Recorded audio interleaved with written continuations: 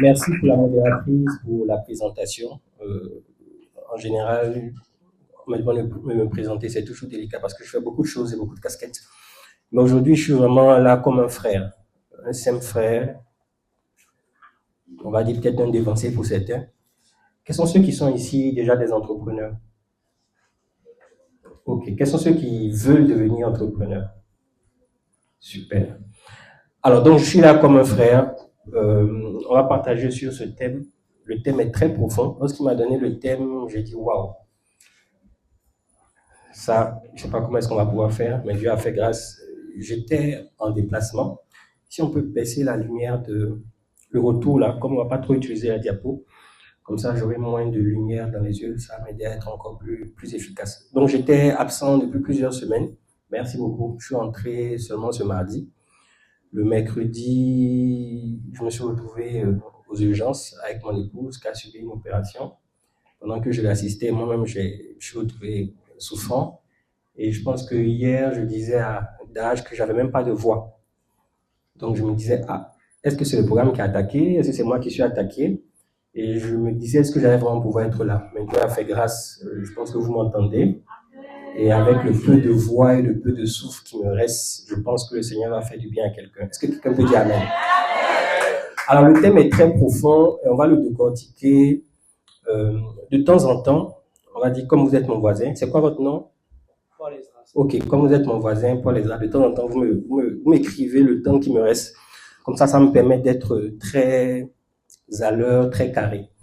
Alors, on va essayer de décortiquer d'abord le thème. Je vais poser quelques petites fondations qui seront un peu l'introduction de mon introduction.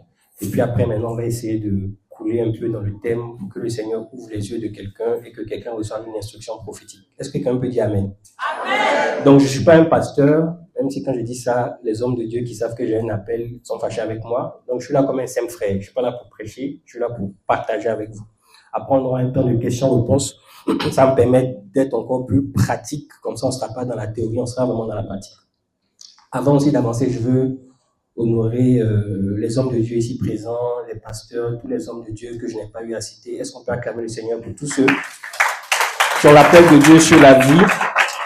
On va essayer d'accélérer. Alors, le thème dit « Christ, ton Seigneur, ordonne que tu sois... ». Est-ce que tu peux regarder ton voisin puis tu dis « Christ, ton Seigneur, ordonne ». Vous savez, j'ai beaucoup aimé le ... Vous savez, je ne sais pas si le thème a été tiré de ce verset qu'on connaît tous, où le Seigneur dit, on dit, ton Dieu t'ordonne d'être puissant. Qui connaît ce verset? Tu peux lever la main? Voilà. Et là, dans le thème qui nous a été donné, on dit ... Il y a quelqu'un ... Chacun va mettre ce qu'il veut à la fin et on va faire des prières très prophétiques et très stratégiques. Le premier mot qui m'intéresse dans ce thème, c'est Christ. Vous savez, est-ce que quelqu'un peut si quelqu'un peut se jeter à l'eau, qui peut me donner, c'est pas une question piège, mais c'est une question piège. Le nom et le prénom de Jésus en hébreu. Parce que Jésus n'était pas français, il n'était pas grec, il n'était pas romain. À la base, il est hébreu. Donc, est-ce que quelqu'un ici peut me donner le nom et le prénom de Jésus? Jetez-vous à l'eau. Ce n'est pas une question piège, mais si c'est une question piège. Ou bien vous voulez que je vous motive? Celui qui donne la réponse à 10 000. Bon, 10 000 francs, comme on n'aime pas l'argent, on est tous nés de Dieu, on sait que l'argent, ce n'est pas quelque chose de plus stimulant. Je vais vous stimuler avec quelque chose d'autre. Qui peut donner la réponse? Le nom et le prénom de Jésus. Quelqu'un peut nous aider? Bon, mon voisin. Ok, il y a une main. Est-ce qu'on peut donner le micro à la main ou bien s'il y a une voix qui peut nous aider? Allez-y. Le nom et le prénom de Jésus en hébreu. Son nom et son prénom en hébreu. Yeshua Mashiach. Ok, on applaudit pour lui. Comme je disais, ce n'était pas une question piège, mais c'était une question piège. Vous savez, effectivement, c'est Yeshua pour Jésus et Mashiach pour Christ. Vous savez, beaucoup ont l'impression que Christ, c'est pas comme si c'est l'impression, c'est comme si c'est établi, mais c'est pas vraiment ça. Vous savez, Jésus, Christ, comme moi je m'appelle Yann Amon. Yann c'est mon prénom, Amon c'est mon nom. Vous savez, Christ là, c'est pas Ce n'est pas le nom de famille de Jésus. Dis à quelqu'un, ce n'est pas le nom de famille de Jésus. Vous voyez, on entend souvent Jésus-Christ, Jésus-Christ, Jésus-Christ. Mais Christ, ce n'est pas son nom et Jésus, ce n'est pas son prénom. Donc, Yeshua, ce n'est pas son prénom. Mashiach, ce n'est pas son nom. Lorsqu'on dit dans le thème Christ, ce n'est pas le nom de famille de Jésus. En fait, Christ, c'est une dimension. Touche ton voisin, il faut dire Christ, c'est une dimension. Christ, en hébreu, qui donne Mashiach, ça signifie, si vous voulez, celui qui a l'onction. Ça signifie Messie. Vous savez, le thème Messie est un thème qui avait été annoncé dans les prophéties des temps anciens, où le Seigneur avait dit qu'il enverrait un Messie, un sauveur, d'abord pour Israël et en plus pour l'humanité. Donc, lorsque dans un thème on dit Christ, automatiquement on pense à Jésus. Mais en fait, c'est pas genre Jésus son prénom, Christ son nom. Christ est une dimension de Jésus. Et quand dans un thème Christ sort, vous devez savoir ce que le thème essaie de nous dire profondément. Et Christ étant une dimension, Christ signifiant celui qui a l'onction, le Messie, ce mot qui est sorti en premier m'a beaucoup interpellé lorsque je priais par rapport au thème. Parce que la plupart du temps, on connaît Jésus. Jésus est le Seigneur, il est le Sauveur et le Seigneur. Donc le Sauveur, si vous voulez, c'est un peu la première mission de Jésus qu'il fait dans nos vies. Et la deuxième chose, c'est la mission du Seigneur. Et si vous voulez, le Seigneur est beaucoup plus proche du mot Christ. Donc lorsque le thème nous dit Christ, ton Seigneur, je suis très à l'aise. Parce qu'on n'est pas en train de parler de Christ, notre Sauveur. Parce que lorsqu'on vient d'abord à Jésus, beaucoup d'entre nous, on connaît le Seigneur juste comme le Sauveur, on donne notre vie. Le Seigneur nous a sauvés de nos péchés, il nous a délivrés. Alléluia, nous allons partir au ciel, c'est bien. Mais dans la dimension du Seigneur, on passe à autre chose. C'est là qu'on rentre dans la dimension où on commence à parler de mission. C'est là qu'on rentre dans la dimension où on voit le roi avec ses sujets. C'est là où on rentre dans la dimension où on voit un peu, vous savez, ici, le chef de l'État est appelé souvent le chef, c'est-à-dire c'est un peu comme le chef aussi de l'armée. Il est le président de la République, chef d'état-major, on peut dire, c'est-à-dire il est le chef même de l'armée. Et lorsqu'on rentre dans la dimension de Christ, on commence aussi à se voir comme des serviteurs, on commence à se voir aussi comme des sujets du roi. Et c'est là maintenant que la suite du thème va devenir intéressante. Dis à ton voisin, il s'en va quelque part, sois attentif. Je veux bien introduire cette petite partie parce que lorsqu'on va commencer à parler d'entrepreneuriat, pour ceux qui sont appelés à ça, vous devez comprendre que cet appel rentre dans une mission générale que Christ confie à ceux qui l'ont choisi comme Seigneur. Touche ton voisin, il faut dire, est-ce que Jésus est ton Seigneur? Donc, lorsqu'on voit ce thème, Christ, ton Seigneur, ordonne, là on est bien à l'aise parce que le roi donne des ordres. Le roi donne des décrets. Tu peux ne pas vouloir faire quelque chose, mais quand ton roi ou ton Seigneur te dit fais, tu dois faire. Tu peux avoir toi-même ton programme, mais quand ton Seigneur te dit non, tu ne fais pas ça, tu fais ça, tu commences à comprendre. Et la Bible dit, la parole du roi est puissante. Vous savez, j'aime beaucoup dans la Bible la partie où un jour les disciples ont vu Jésus est en train de marcher sur l'eau. Ils ont eu peur. Et Pierre va dire quelque chose qui est très intéressant. Il dit, Seigneur, si c'est toi, ordonne. Donc, tu peux ne pas avoir la capacité de faire certaines choses. Mais le fait que ton Seigneur t'ordonne, ça dispose l'atmosphère pour que tu puisses faire la chose que tu n'aurais pas pu faire de toi-même. Tout à l'heure, on va commencer à rentrer dans des choses très profondes. Est-ce qu'on peut aller dans les profondeurs? Qui aime les profondeurs? Alors, je vais traiter ça en deux parties. Donc, la première partie que je vais traiter, elle est un peu inspirée du passage que nous connaissons. Dans le passage initial, on ne dit pas Christ ton Seigneur, on dit ton Dieu t'ordonne d'être puissant. Donc là, on va aller sur cette partie. Parce que le Seigneur ordonne que nous soyons puissants. Vous allez maintenant comprendre pourquoi il veut que nous soyons puissants et c'est quoi un homme puissant dans la pensée de Dieu. Parce qu'un jour, Jésus est en train de dire à ses disciples, alors qu'une femme, une maman, la maman de deux des disciples est venue, elle dit, je veux que mes fils soient assis, un à ta gauche, un à ta droite. Donc Jésus lui fait comprendre que ça ne lui revient pas à lui de dire qui sera assis à sa gauche, à sa droite. Et après, ils étaient en train de se disputer pour savoir lequel d'entre eux était le plus grand. Et le Seigneur va attirer l'attention sur une chose. Il dit, les grands de ce monde ont une façon de faire. Mais il n'en sera pas de même pour vous.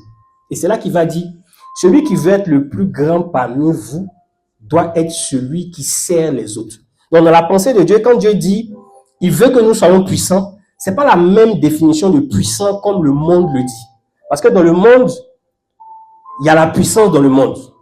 On peut parler de la puissance nucléaire, la puissance financière, la puissance économique.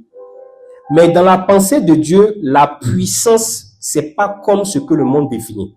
Donc, avant de chercher à aller plus loin, on va chercher à savoir qu'est-ce que le Seigneur attend de nous, qu'est-ce que le Seigneur entend par que nous soyons puissants. Touche ton voisin, il faut dire, le Seigneur veut que tu sois puissant. Je vais citer à peu près 4 types de puissance qu'en tant que chrétien, en tant que disciple de Christ, tu dois chercher à avoir dans ta vie. La première chose, c'est la puissance de l'onction. Dis à ton ami la puissance de l'onction. Comme je le disais en introduction, le mot Christ, c'est pas vraiment le nom de famille de Jésus. Et le mot Christ qui vient de l'hébreu Mashiach, ça signifie celui qui a l'onction. Touche ton voisin, il faut dire l'onction. Est-ce que tu aimes l'onction? Qui dans la salle ici aime l'onction? L'onction fait la différence. C'est-à-dire, vous mettez 2 personnes qui font la même chose. L'onction va faire la différence. Et ce qui est paradoxal, c'est que, vous savez, dis à ton ami, j'aime l'onction.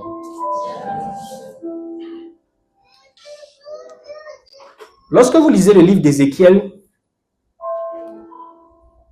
parlant de Lucifer, la Bible dit, tu étais un chérubin oint. Le mot hébreu traduit, c'est Nimshak, un chérubin aux ailes déployées. Et lorsque vous lisez beaucoup de ces versets, ça montre la dimension dans laquelle il opérait. Et ce que j'aime aussi quand je lis ce passage, c'est la puissance qu'il avait dans les nations. Et je ne veux pas vous choquer. Est-ce qu'ici il y a des enfants? Parce que souvent quand on veut dire des choses profondes, on ne sait pas quel est le niveau des gens. Est-ce qu'on peut dire des choses profondes? Ou bien il y a des bébés? Vous savez, quand vous lisez le livre d'Ézéchiel, vous vous rendez compte que Lucifer était établi sur des nations. Dans l'éternité, c'est-à-dire avant la première création, la Bible dit qu'il faisait des commerces. On dit tu es devenu grand, tu as été séduit à cause de la puissance de ton commerce. On décrit une dimension que ce chérubin avait.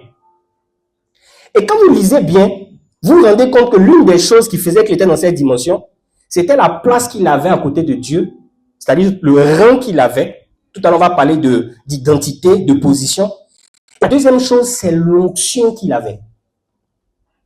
Dis à ton voisin, recherche l'onction. Vous savez, lorsqu'on est seulement dans les 4 murs de l'église, on pense que l'onction, c'est pour faire tomber les gens. On pense que l'onction, c'est seulement pour briser les joues. Mais l'onction, c'est pour faire beaucoup de choses.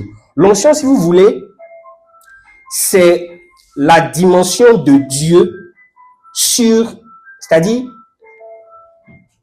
excusez-moi pour ceux qui font la théologie, je ne suis pas en train de définir l'onction.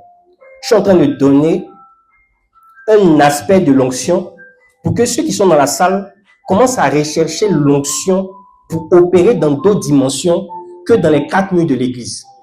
Parce qu'on connaît tous l'onction prophétique. On connaît tous l'onction pastorale. Quand l'onction pastorale va descendre sur toi, ça va te donner des capacités que tu n'avais pas naturellement. Donc l'onction, c'est un peu comme une aptitude ou une capacité de Dieu que Dieu donne à un homme pour accomplir une fonction. Donc, l'onction, c'est pas seulement ce que vous voyez. Il y a l'onction de beaucoup de choses. Quand vous regardez dans l'Ancien Testament, il y a des gars qui avaient reçu l'onction pour pouvoir être des architectes, pour pouvoir bâtir. Il y a des gens qui reçoivent l'onction pour être excellents. C'est-à-dire, Dieu peut te donner l'onction pour être président de la République. Dieu peut donner l'onction pour être un couturier hors norme. Dieu peut donner l'onction pour avoir de l'argent. Dieu peut donner l'onction pour faire des affaires. Donc, arrivé à un moment, tu dois aimer l'onction, désirer l'onction, surtout pour faire la fonction et au-delà. Parce qu'à un certain moment, voilà, mon épouse a été opérée il y a 2 ou 3 jours. Imaginez si j'opérais dans la dimension de l'onction des guérisons. Non seulement j'aurais fait des dépenses en moins, je lui aurais épargné une cicatrice, mais je n'opère pas grandement dans l'onction des guérisons. Vous savez pourquoi la Bible dit aspirer aux dons spirituels? Parce qu'à ce moment, on n'aspire pas, ou certains aspirent juste pour leur propre intérêt personnel.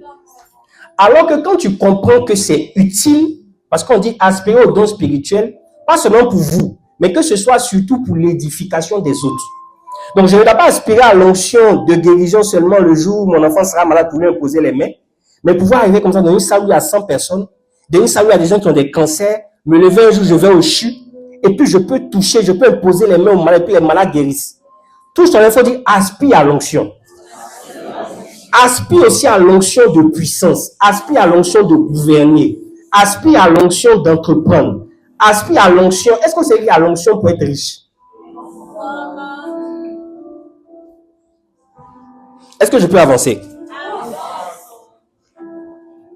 Touche ton voisin, on dit la puissance de l'onction. Donc, le Seigneur ordonne que tu sois puissant, le Seigneur ordonne que tu sois oint. Vous savez, souvent, et je pense que c'est l'une des raisons pour lesquelles le Seigneur m'a fait atteindre un certain niveau, c'est parce que j'aspirais à ça. Certaines choses ne vont pas arriver dans ta vie si tu n'y aspires pas. Et deuxième chose, si tu ne les déclares pas avec foi. Toutes les personnes, la plupart qui opèrent dans des dimensions de guérison, c'est des gens qui ont aspiré à ça. La plupart des gens qui opèrent dans les dimensions des nations, c'est des gens qui ont aspiré à ça. On ne se retrouve pas au sommet d'une montagne par accident. Par contre, sans faire exprès, tu peux tomber. Mais pour monter, quand vous voyez des gens qui sont numéro 1 dans tel niveau, je vous assure, accident ne fait pas ça. La plupart même des gens qui par accident accèdent à des choses, dans les temps qui arrivent, ils reviennent au niveau initial. Plus de 90% des gens qui gagnent au loto, dans les 2 ans qui suivent, redeviennent pauvres. Parce que c'est par accident qu'ils sont devenus millionnaires en dollars ou milliardaires en dollars. Parce que pour devenir un homme de Dieu qui rassemble des foules, c'est pas par accident.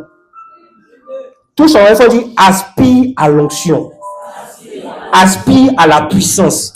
Il faut que tu aspires. Vous savez, nos pères, comme les Kakou Sévérins, quand on raconte la dimension dans laquelle ils étaient, c'est pas des choses arrivées au hasard. Ils ont payé le prix. Ils ont voulu voir cela arriver. Ils ont prié pour que cela arrive. Et Dieu a permis que cela leur arrive. Et c'est comme ça que Dieu permettra à quelqu'un qui est ici d'être richement, puissamment béni. La Bible dit, parlant et d'Isaac, quand souvent on décrit leur niveau, on dit il était fort riche. C'est-à-dire, tu peux être riche et puis tu peux être fort riche. Ma prière, c'est que vous soyez fort riche. Que vous soyez fortement plein. Deuxième chose et deuxième puissance que tu dois rechercher après la puissance de l'onction, c'est la puissance de la communauté, ou si vous voulez, la puissance de l'Église. Il y a un passage dans le livre des Proverbes, je n'ai pas noté le passage, la Bible dit que quand le peuple est nombreux, c'est comme la gloire du roi. Lorsque le peuple n'est pas nombreux, c'est comme la ruine, et c'est un peu même la ruine pour le prince, pour le successeur du roi. Dans la pensée de Dieu, Dieu se sert toujours de 1 ou 2 personnes, mais dans la pensée de Dieu, il y a la multiplication et il y a le grand nombre. Dieu se suscite un homme et une femme, mais dans la pensée de Dieu, c'est qu'il y ait des milliards d'êtres humains. Dieu prend Abraham, il l'appelle, il le fait sortir du Lanchardé. À partir de lui, il va annoncer qu'il va créer une nation.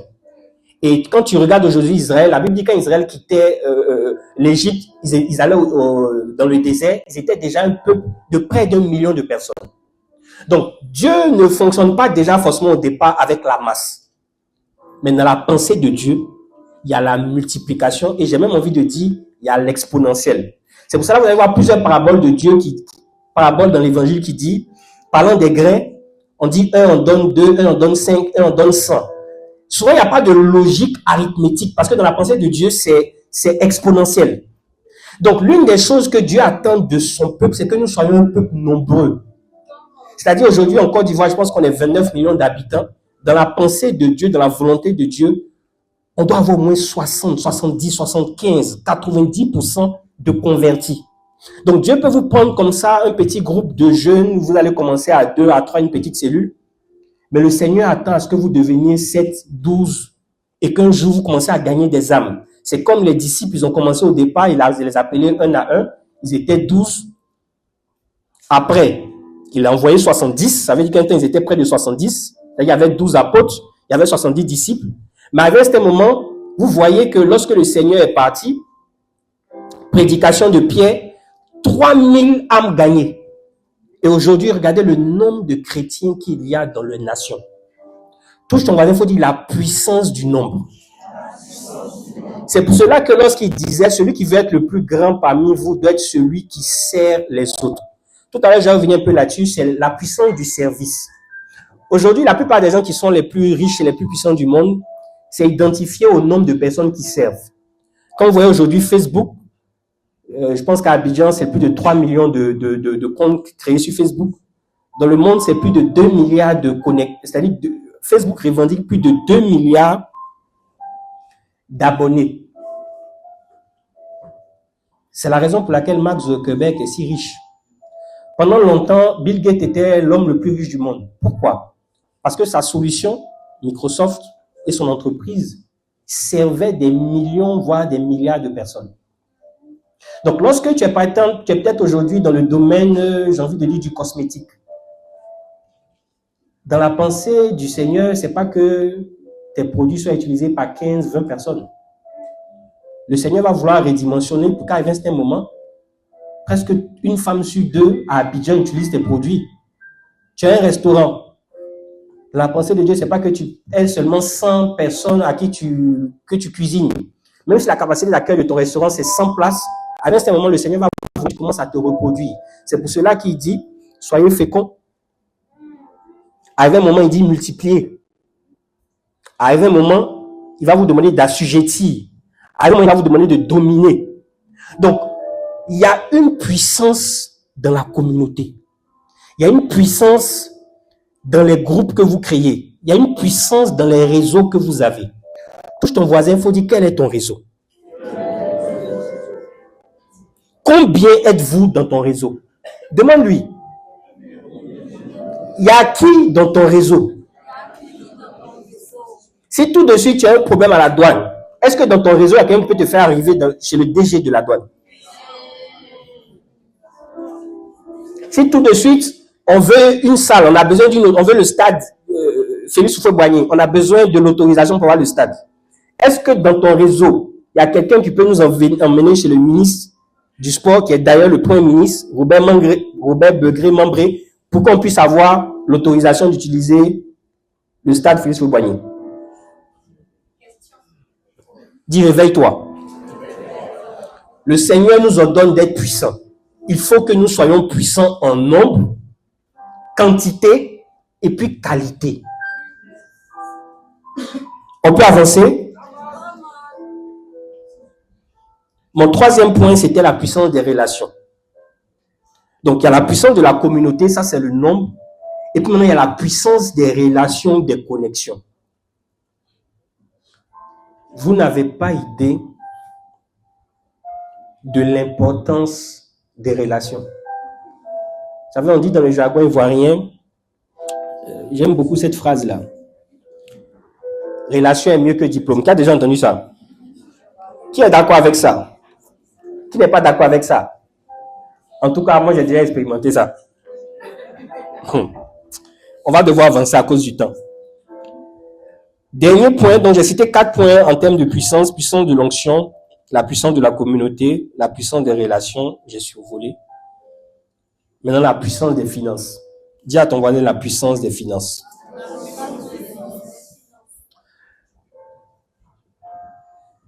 Pour les hommes et pour ceux qui regardent un peu le football, après je vais prendre aussi un exemple pour les femmes. Vous savez, qui connaît le PSG? Paris Saint-Germain. C'est un de mes clubs. Le vendredi surpassé même, je devais regarder un match du PSG au Parc des Princes et finalement j'ai eu des courses à faire, je n'ai pas pu y être. Vous savez, si vous regardez le PSG, parce que moi, comme je suis supporter du PSG depuis très longtemps, j'ai vu l'évolution du club. Il y a eu le PSG avant les Qataris et il y a eu le PSG après les Qataris. Les Qataris, c'est un pays, un petit pays, le Qatar, qui est situé vers les Dubaï et compagnie. Dieu m'a fait la grâce de visiter ça, je pense il y a 2 ou 3 ans, je partais en Thaïlande, j'ai fait un tour là-bas. C'est là que vous voyez la puissance des finances. Dans le domaine du lobbying, c'est si on parle de soft power, c'est-à-dire des pays qu'on ne connaissait pas forcément. Vous savez, quand récemment le PSG a gagné la Coupe d'Europe, pour ceux qui ne sauraient pas le PSG, c'est pas grave. Moi, j'ai 2 clubs que j'aime beaucoup, le PSG et puis le Real. Donc, pour ceux qui supportent Barcelone, c'est votre problème.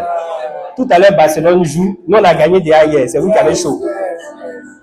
Petite parenthèse pour vous déstresser un peu. Lorsqu'ils ont fini de gagner la finale, je ne sais plus c'était dans quel pays, je crois à Munich, je crois. Le lendemain, ils devaient revenir sur Paris.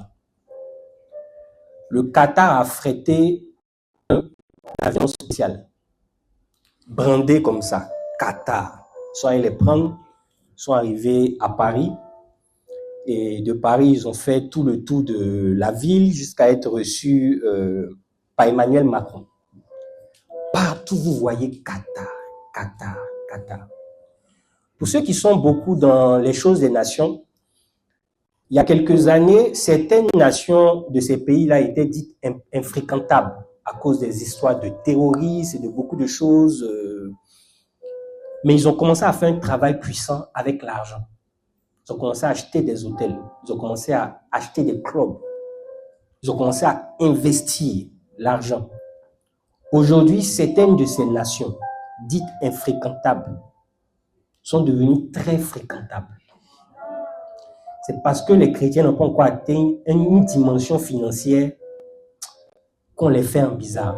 Vous savez, l'argent, ce n'est pas quelque chose de simple. Vous savez, Jésus a opposé directement Dieu à l'argent.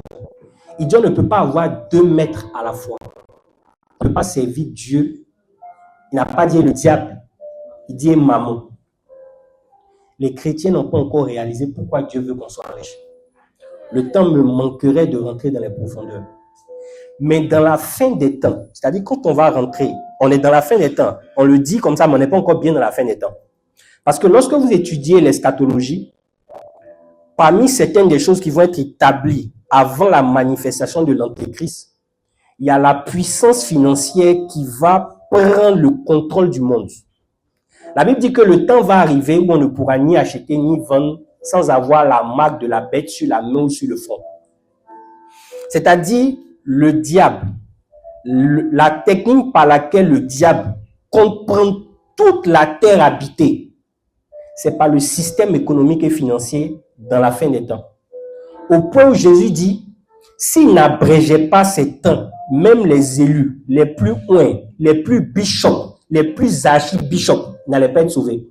Parce que la tentation sera telle qu'il n'y a pas eu de tentation pareille depuis la création du monde. Et quand vous lisez, l'une des choses qui va être établie, c'est l'incapacité pour les hommes d'acheter ni de vendre. C'est-à-dire on ne pourra plus manger à moins d'être dans le système que Maman va mettre en place. Ça veut dire quoi concrètement?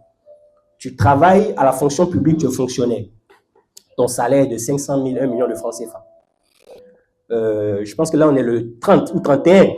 peut-être d'autres ont déjà reçu leur virement. Qui a déjà reçu son virement? Il y a des entreprises qui payent vite. Moi, avant, je paye mes employés, ou plus tard 28, ils ont déjà reçu leur virement. Mais cette année, on a tellement été éprouvé, souvent même jusqu'au 15, je n'ai pas encore payé tous mes employés. Donc, à l'heure où on parle, il y a des gens qui ont déjà reçu leur virement. Hein. Peut-être qu'ils ne font pas comme si. Mais sinon, il y en a parmi nous, c'est propre. Donc, vous recevez comment votre salaire? On fait un virement directement sur ton compte bancaire.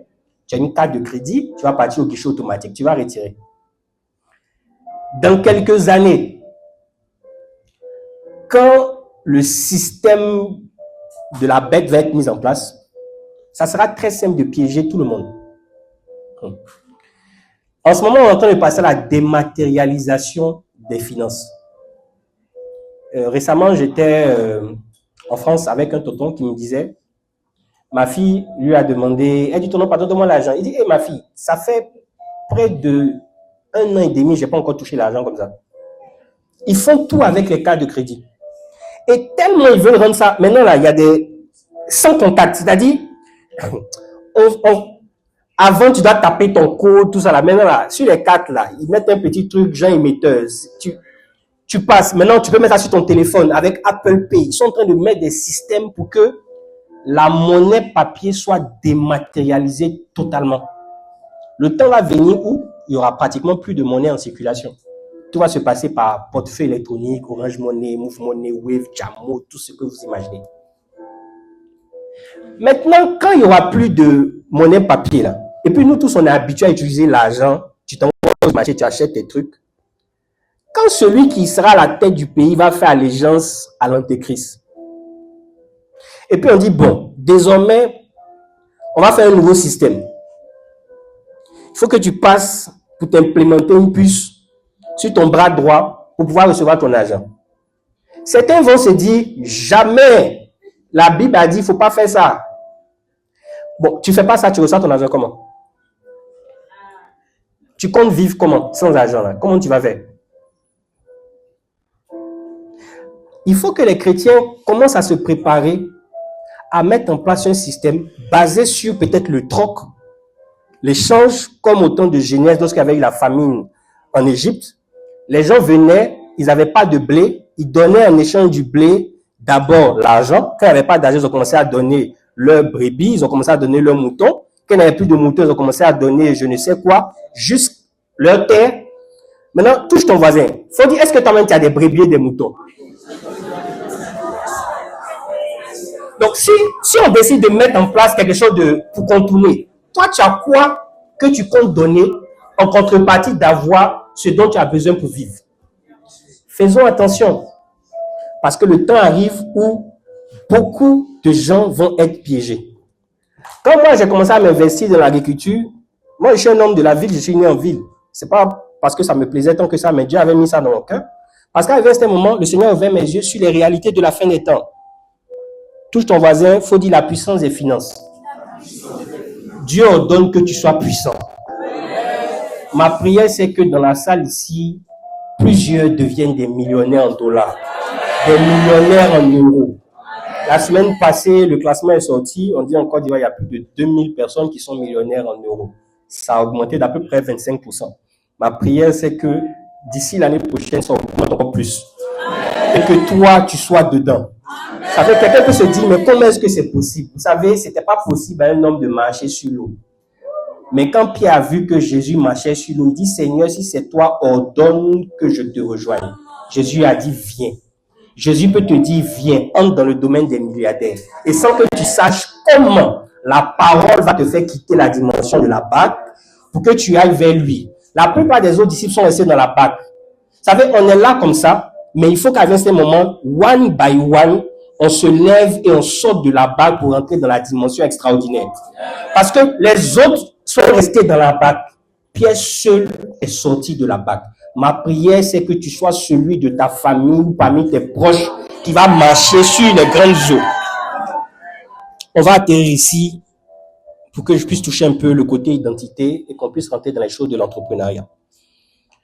On a fini ces 4 grandes choses que je voulais partager. Je vais rentrer maintenant sur le point. Dis à ton voisin point. Le Seigneur ordonne que tu sois point. Chacun va devoir mettre ce qu'il veut. L'une des choses qui est très importante, c'est de comprendre son identité en Christ. Vous savez, si vous ne connaissez pas votre identité, vous n'allez pas atteindre les projets de Dieu pour votre vie. Vous savez, j'aime beaucoup le passage dans le livre des psaumes, il dit, j'avais dit, vous êtes des dieux. Pourtant, vous périssez comme des hommes. Vous mourrez comme des hommes. Pourtant, j'avais dit. Dis à ton ami, il faut dire, Dieu avait dit que tu étais un Dieu. Dieu a dit à tous ceux qui l'ont reçu, il a donné le pouvoir de devenir enfant de Dieu. Est-ce que tu sais que le problème, c'est l'identité? Sinon, aïe, qui apprend à un poisson à nager? Qui apprend à un oiseau à voler? Si tu comprends ton identité en Christ, et si tu comprends qui est Christ, vous savez, l'apôtre Paul disait, il a compris une chose, c'est-à-dire les richesses incompréhensibles de Christ. En fait, Christ, c'est pas le nom de famille de Jésus. Christ, c'est une dimension dans laquelle Dieu a rassemblé. C'est-à-dire, vous savez, moi, c'est ainsi. Et faites ça souvent. Très tôt le matin, quand vous finissez de prier, tout ça, sortez un peu et puis méditez sur la création. Méditez sur la création. Vous savez, commencez à regarder les choses que Dieu a fait. Ou on dit faites. On dit les choses que Dieu a. Nous qui êtes forts à l'école. Et soyez émerveillés et posez des questions à Dieu. Et quand vous regardez comment Dieu est, et le Dieu l'a dit qu'il est votre Père, et le Dieu l'a dit que vous êtes ses enfants, il y a des dimensions dans lesquelles vous devez être, que vous n'êtes pas encore. Et ça va venir à force d'observer. L'une des prières que je fais beaucoup, je dis, Seigneur, tel tu es, il faut que je sois comme ça. Il y a des aspects où je suis encore très loin. Mais il faut prier pour aspirer à ça. Dieu est puissant. Il faut que tu aspires à être puissant. Dieu est bon. Il faut que tu aspires à être bon. Quand il dit j'ordonne que tu sois là, il faut que tu mettes toi-même des éléments et que tu t'obliges et que tu demandes à Dieu, Seigneur, je sais que par moi je ne peux pas faire. Mais puisque je suis ton enfant et que enfant des chiens, c'est chien, il faut que je sois. Maintenant, si toi-même tu ne sais même pas comment Dieu est, je ne sais pas si tu comprends. Est-ce que tu sais comment Dieu est? Et dans la parole de Dieu, on nous décrit comment notre Dieu est. De Genèse à l'Apocalypse. Par exemple, on dit Dieu est saint. Il faut que tu te poses la question, c'est quoi être saint? Seigneur, je ne suis pas saint. Comment être saint? Seigneur, je ne suis pas bon. Toi, tu es bon. Seigneur, je ne suis pas fort. Toi, tu es fort. Il y a des choses peut-être qu'il ne faut pas chercher à avoir. Par exemple, la Bible dit que Dieu ne sommeille ni ne dort. Si tu veux atteindre cette dimension, frère, Dieu va te rappeler que tu es un esprit, mais dans un corps. Pourtant, la Bible dit Dieu est esprit. On n'a pas dit Dieu est esprit dans un corps. Dieu est esprit. C'est le corps, la dimension terrestre là, qui a des faiblesses. Donc, il faut qu'on apprenne à comprendre notre identité. Tel il est, tel nous sommes. Dis Amen. Amen. Dans la dimension de le Seigneur ordonne que tu sois ... Il y a la dimension aussi de ta fonction.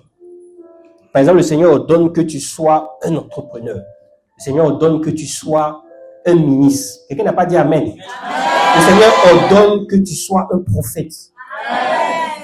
Donc, arrivé à un certain moment, quand tu commences à être connecté à ton identité en Christ ou à ton identité, il faut maintenant que tu comprennes que tu es sauvé pour sauver et qu'on est sur la terre pour une mission, voire une fonction.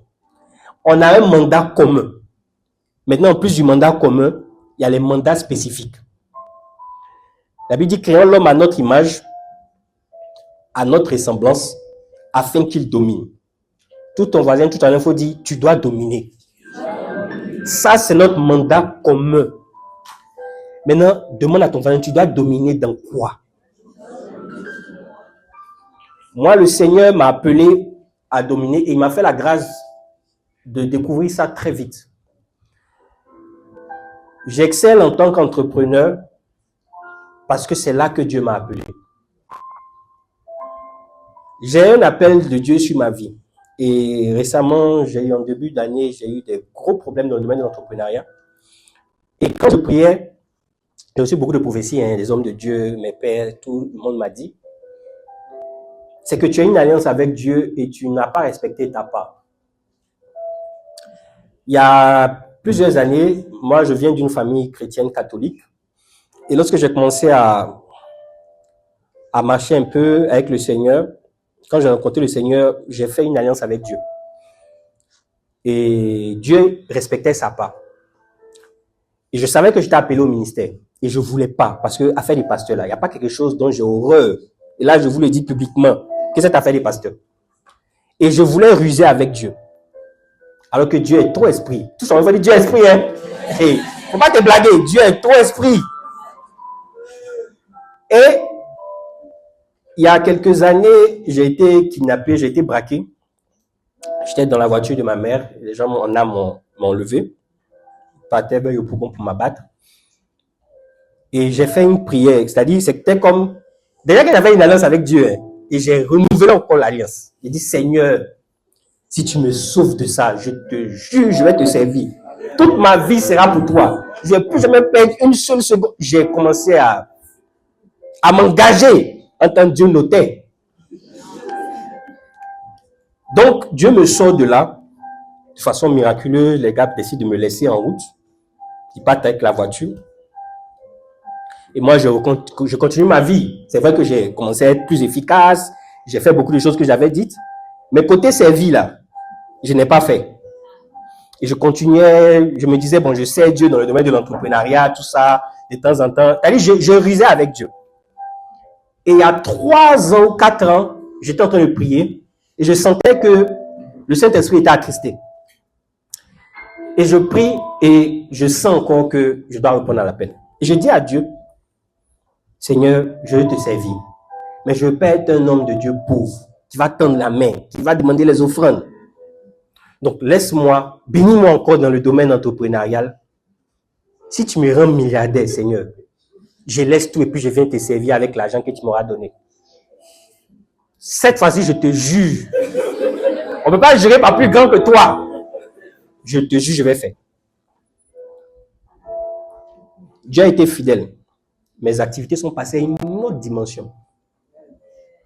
À un point où 1 milliard ne coupait même plus mon cœur. Par la grâce de Dieu. Et au lieu de partir faire ma part, je continuais dedans. Seigneur, je vais bâtir des temples pour toi.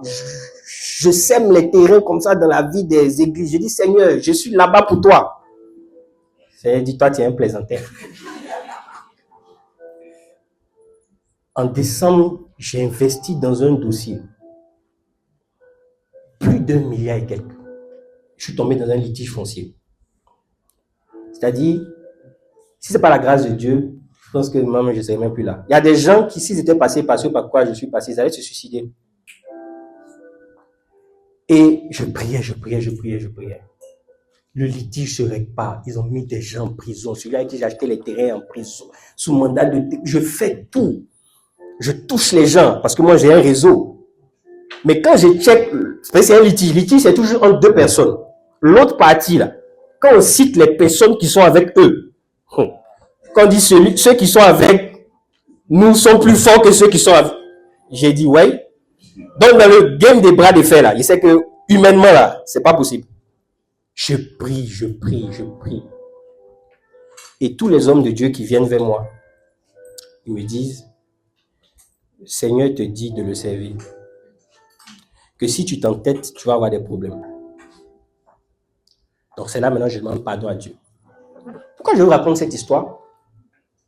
Parce que si vous ne faites pas ou si vous n'êtes pas là où Dieu vous attend, vous n'allez pas avoir tout le royaume de Dieu avec vous. Mais si vous êtes là, c'est-à-dire le Seigneur ordonne que tu sois temps, si tu te mets dans cette position, tu n'as pas idée de comment ça va couler. Le plus grand challenge, c'est de savoir ce que Dieu attend de toi. Ta mission, ta fonction. Tout le monde n'est pas fait pour être entrepreneur. Tout le monde n'est pas fait pour être ministre. Tout le monde n'est pas fait pour être docteur. Mais tu crées du désordre en n'étant pas à ta place. Et pourquoi Dieu se fâche? Parce que tu crées deux problèmes. Parce que non seulement ta place est vide, sans que ça soit à ta place, mais tu occupes la place de quelqu'un. À cause de toi, quelqu'un qui a envie d'être utile n'est pas utile. Dieu a horreur des personnes qui ne sont pas en train de faire ce pourquoi il les a établis. Et en le faisant, tu vas même te tuer. Je peux avancer? Je vais atterrir ici. Une dernière chose que Dieu attend que nous soyons, en attendant qu'on ait le temps de questions-réponses, c'est que nous soyons des bergers. Dis à ton voisin des bergers. Il y a la mission, comme je disais, qui est générale. Il y a la mission spécifique. Mais qu'importe la mission dans laquelle le Seigneur t'appelle, là où tu es, le Seigneur s'attend à une chose. Que tu pèses ses brebis ou que tu pèses ses agneaux. C'est un peu comme la grande commission. Si tu es dans le domaine du commerce, dans le domaine de l'artisanat, dans le domaine de je ne sais dans quel domaine tu penses que le Seigneur t'a établi. Même tu es étudiant, tu es étudiante, tu es encore élève.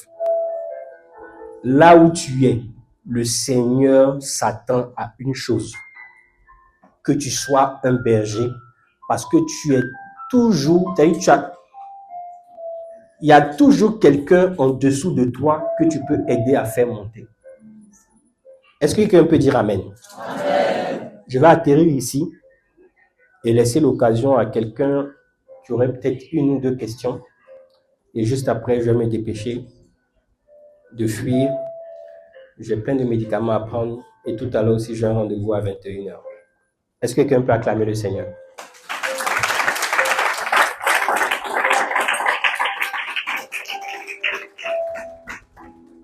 C'est bon. On va atterrir ici. S'il y a des questions...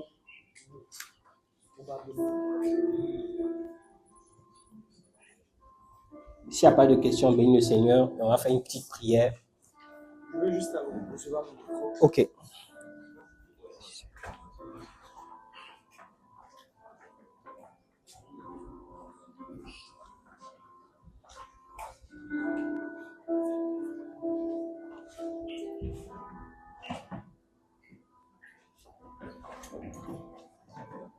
Merci. Merci, monsieur Yann Amon, pour cette intervention. Déjà, je vais commencer par moi-même. Vous êtes entrepreneur et quels sont les points qui vous ont permis de savoir que tel ou tel domaine font partie des choses que Dieu vous appelle à accomplir, à réaliser? D'accord. Alors, il y a vraiment ce truc-là que j'ai souvent entendu des personnes me poser cette question. Est-ce qu'on doit attendre de recevoir clairement les instructions ou est-ce qu'on doit commencer comme ça? Moi, j'ai toujours senti dans mon esprit que je devais entreprendre. J'ai souvent raconté cette anecdote où une fois, j'organisais un événement avec Orange. On devait recruter des hôtesses. Donc, on avait fait une communication. Et ce jour, je suis arrivé au bureau, je suis sorti et il y a ma grande sœur qui était restée. Et parmi les jeunes dames qui étaient venues pour se proposer comme hôtesse, il y a une qui a vu ma grande sœur et elle a posé la question au responsable des hôtesses pour dire « Ah, cette dame-là, j'ai l'impression que je la connais, est-ce qu'elle s'appelle Amon ?» Il dit « Oui. » Il dit « Ah, je la connais et tout, que j'ai fréquenté avec son petit frère, il s'appelait Yann Amon. » Il dit « Mais c'est lui, c'est mon boss, c'est le responsable de l'entreprise. » Il dit « Ah bon ?» Et quand on était à l'école, il disait toujours que lui, plus tard, il ne va pas travailler pour quelqu'un, il va être un homme d'affaires. Parce qu'à l'époque, le mot entrepreneur ne l'utilisait pas comme ça, c'était il y a très longtemps. Je vous dis que dans mon cœur, j'ai toujours senti que je devais entreprendre. Vous savez, il y a un passage biblique qui dit « Il y a dans le cœur de l'homme des chemins tout tracés ». C'est très vrai. Souvent, quand tu n'arrives pas à reconnaître ou à sentir ça, c'est parce que intérieurement, il y a des choses qui ont été... Le diable a attaqué des choses en toi. Vous savez, en l'homme, il y a ce qu'on appelle la lumière intérieure. La Bible dit, et Pasteur Moël l'enseignait récemment, il y a des choses qui peuvent éteindre en toi ta lumière intérieure, c'est-à-dire ta capacité à voir, à reconnaître les choses. Souvent, il y a beaucoup de choses, quand tu désobéis à tes parents, on dit celui qui maudit son père, les corbeaux perceront ses yeux. Donc, il y a certaines attitudes, par exemple, certains traumatismes qui peuvent éteindre votre lumière intérieure. Par exemple, imagine que ton père est entrepreneur et s'est retrouvé endetté au soir de sa vie, il s'est retrouvé en prison. Ça fait que toi-même, même si tu t'appelais à ça, ça va te mettre comme un frein. Ce traumatisme-là va te freiner. Donc, ce qu'il faut faire en général, c'est de demander au Saint-Esprit de restaurer votre lumière intérieure et votre capacité à être orienté. Maintenant, la deuxième chose, c'est que la meilleure façon de savoir si on est fait pour être entrepreneur, c'est d'entreprendre. Donc, il faut entreprendre pour savoir si on est entrepreneur. Et il ne faut pas entreprendre à une grande dimension dans un premier temps. Parce que tu vas te dire, j'attends d'avoir 1 million, 5 millions, 10 millions pour tester. Non. Entreprendre quelque chose, c'est commencer tout petit et de voir si tu es fait pour ça. Ça ne veut pas dire aussi que dès que ça va échouer, tu vas abandonner. C'est pour cela qu'on a la chance d'avoir le Saint-Esprit. Et dans ce parcours où vous cherchez à retrouver les chemins de votre vie, demandez beaucoup au Seigneur de vous conduire, appelez le Saint-Esprit et tous ceux qui veulent entreprendre, n'attendez pas d'avoir tout l'argent, que tous les voyants soient ouverts. Lancez-vous à petite échelle, testez, priez, et si c'est fait pour vous, Dieu va bénir. Une fois que vous avez commencé l'entrepreneuriat, vous pouvez commencer par exemple dans la vente de pain. Pourtant, votre territoire de faveur, ça sera la vente par exemple de voitures. Ça va se faire progressivement. Moi, la première entreprise que j'ai créée, c'est dans le domaine de la communication. Elle a fait faillite. Je me trouve endetté il y a très longtemps. Et un dimanche, pendant que j'étais à l'église, Pasteur Mohamed prêchait, je crois que ça devait être en 2012, je crois. Et il a donné une parole. C'était une parole de connaissance et j'ai senti que ça me concernait. Et c'est là, dans les jours qui suivaient, ma mère me disait toujours, mets-toi dans l'immobilier, mets-toi dans l'immobilier, mets-toi dans l'immobilier. Et ça ne m'intéressait pas, l'immobilier ne m'intéressait pas. Mais j'ai senti dans mon esprit, parce que justement j'avais cette sensibilité-là, et j'ai accepté de me lancer dans l'immobilier. Et quand je pense que ça a été l'une des meilleures décisions de ma vie, même si l'immobilier m'a créé aussi beaucoup de problèmes, je pense que j'étais appelé à opérer dans l'immobilier. Voilà.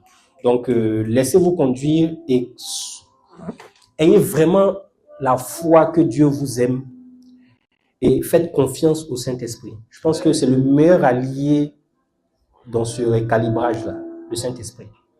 On dit, vous conduira dans toute la vérité. Laissez-vous conduire et Dieu fera. Amen.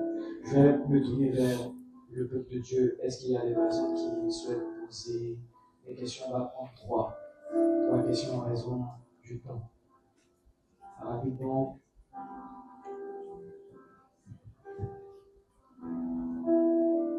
Sentez-vous à l'aise, posez toutes les questions. Il y en a un m'a dit qu'il faisait comme un frère, donc. Oui, sentez-vous très à l'aise. D'accord, en attendant que quelqu'un me lève le temps, je vais une autre question. Certainement, vous avez des pratiques, on va dire ça, vous avez des rituels que vous faites qui vous permettent de garder le cap quant à vos activités. Vous pouvez nous donner quelques exemples qui vont permettre, bien évidemment, à ces personnes qui souhaitent entreprendre avoir un certain rythme dans leur démarche. Ok. Je vais donner peut-être 3 conseils. Le premier conseil, je pense que vous l'avez déjà au moins tous entendu, au moins une fois, c'est la lecture et la méditation du livre des Proverbes. Aujourd'hui, c'est le 31 août. Ce matin, dès que je me suis réveillé, j'ai médité le Proverbe 31. Ce mois, j'étais dans la version semeur. Le mois passé, j'étais 8 secondes. Le mois prochain, ça sera. Donc, depuis maintenant 6 ans, tous les jours, je médite un chapitre du livre. Donc, quand on est dans un mois de 30 jours, je m'arrête au chapitre 30. Quand on est dans un mois de 31 jours, je m'arrête au chapitre 31. En février, en général, je m'arrête au chapitre 28 ou 29. Donc, méditer le livre des Proverbes tous les jours va augmenter votre sagesse. Vous savez, c'est le livre de la sagesse, écrit par l'homme qui avait reçu une onction de sagesse en homme, parce qu'il avait demandé. Il avait demandé à Dieu des choses. Vous savez, il y a des onctions spécifiques. La Bible dit, si quelqu'un manque de sagesse, qu'il la demande. Demandez la sagesse et lisez, méditez le livre des Proverbes tous les jours de votre vie. Quand ça finit, vous reprenez encore, sans que vous vous rendiez compte. Les gens autour de vous vont commencer à témoigner de vous que vous avez des réflexions, on trouve chez vous de la lumière. Deuxième chose que je peux vous donner comme conseil, malgré toutes les sollicitations de la vie, que vous soyez dans le ministère ou pas, donnez-vous un jour de sabbat ou un temps de sabbat dans la semaine. Si vous êtes employé, vous ne pouvez pas vous permettre, par exemple, de prendre un jour sabbatique. Vous aurez peut-être que le samedi ou le dimanche. Le dimanche peut être votre jour de sabbat. Mais si le dimanche, vous passez beaucoup de temps à l'église et tout, vous n'avez pas un temps seul avec Dieu. Moi, par la grâce de Dieu, c'est mon jeudi. Moi, je ne travaille pas les jeudis. C'est mon jour de sabbat.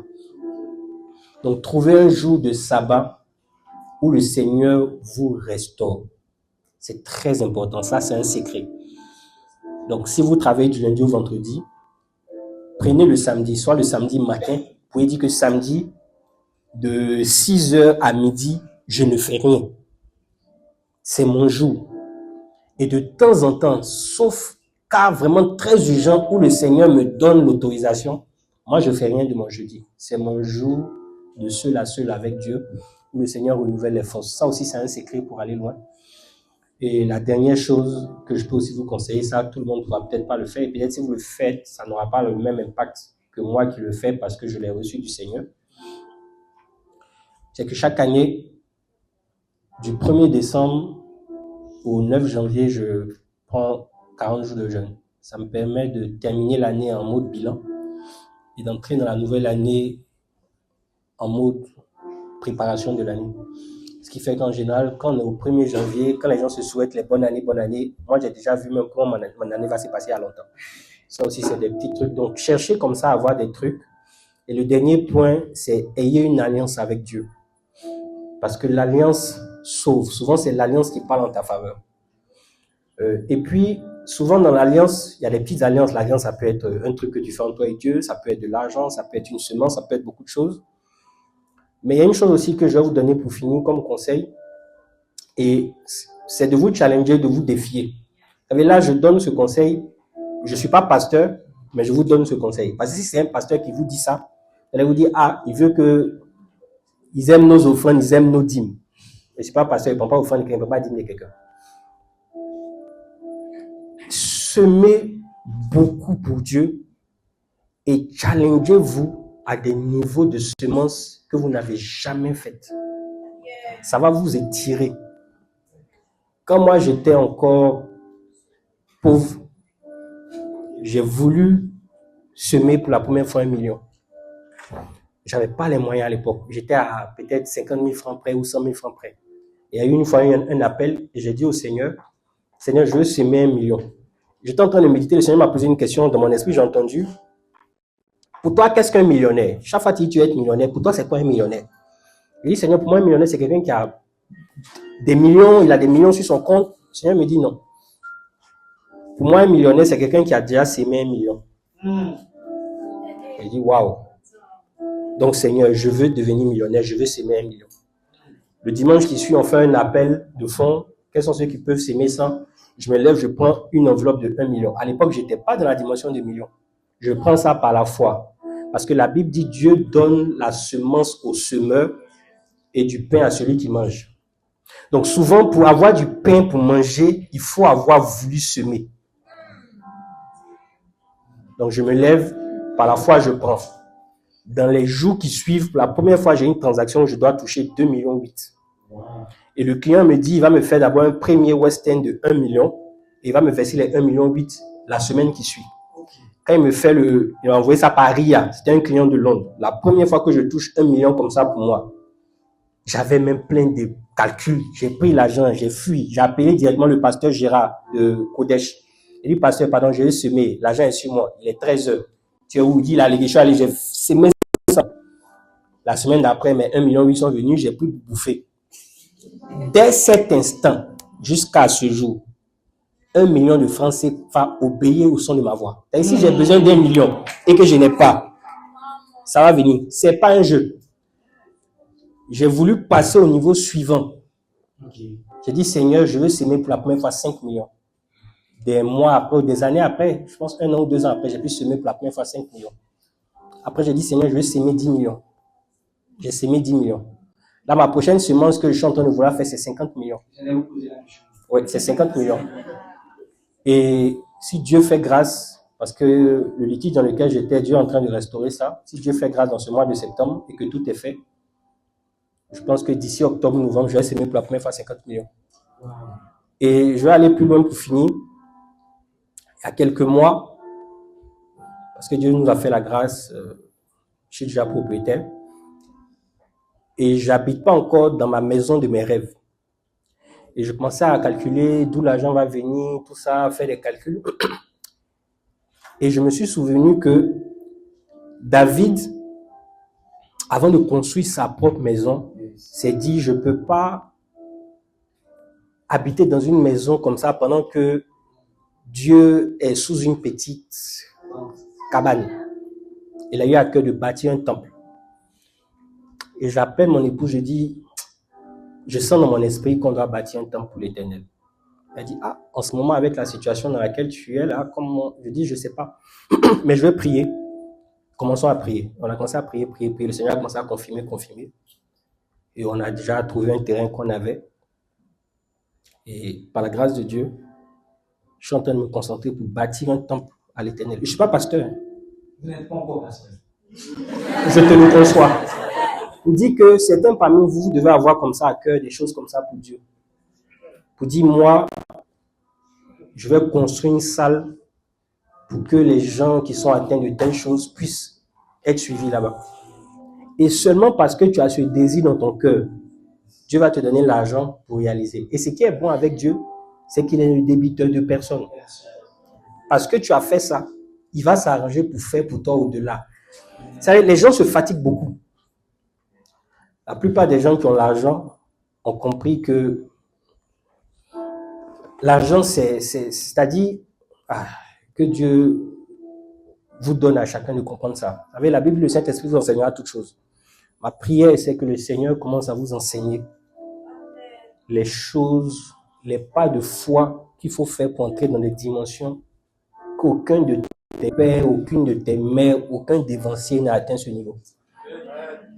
Et vous devez avoir ce genre de désir pour dire, moi, voilà ce que je veux faire. Moi, je veux bitumer mon village. Moi, je veux faire telle chose. Que Dieu vous donne la force d'atteindre ce niveau-là au nom de Jésus.